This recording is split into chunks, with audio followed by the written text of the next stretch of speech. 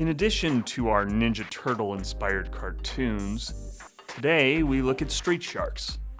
4 brothers are genetically mutated into half shark, half men, and fight crime. Voila.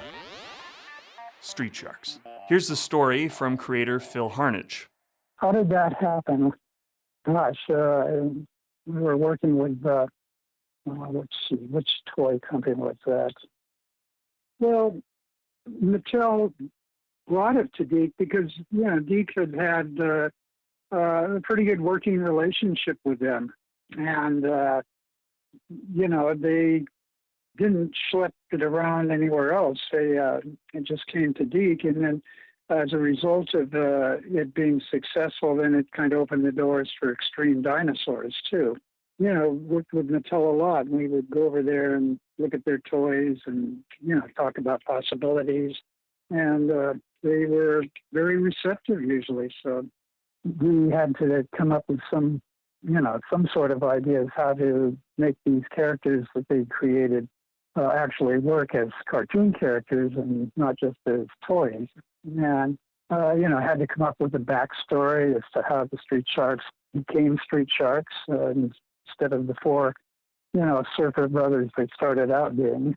And, we looked at the characters. We thought, okay, these are obviously part human. How did they get that way?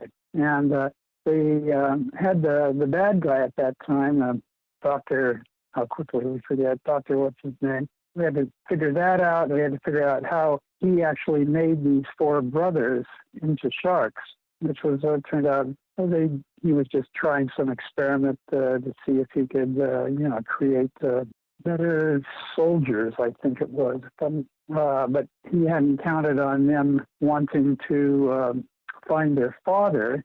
So the 4 brothers, their ultimate goal was to find their father, who had gone missing, and find out what happened to him. But the boys became heroes and superheroes in a sense. And, because they had the 4 main sharks developed, but they didn't have the concept that they would be brothers who had been, surfers and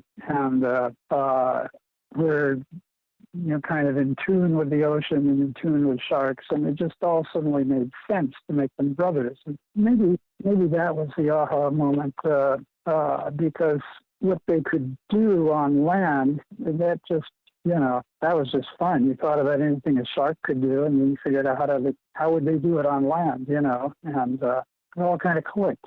They had to have their own favorite food, which was it cheeseburgers? Anyway, it wasn't pizza. We got our little dig in there. Great fun was had with them because of all the great shark puns that were there, and and the fact that they could do things like swimming through asphalt, break concrete apart, all the great stuff they could do. And it was pretty popular, and I just think it had a couple of things going against it. It was pretty violent, and at that time they were beginning to get reacting against the violence in cartoons. It was not your 4 to 6 year old show, but 4 to 6 year olds loved it. Parents were really kind of, I think, ambivalent about it because they liked it too, but then they weren't sure that maybe it was a good thing for their little kids, And then also the fact that it was toy driven. And that has always been a problem in cartoons because so many cartoons were inspired by toys. I would say those that weren't inspired by toys, most of them ended up having toy lines if they were successful as cartoons. So there was always that, commercial aspect to it that I guess that's, to quote the cliche, that's why it's not show art, it's show business. I think every writer in the business wants to write something serious at some point, and but at Deke, there was kind of the philosophy, which again has become a cliche, that if if you want to send a message, go to Western Union, There's a new breed in the neighborhood.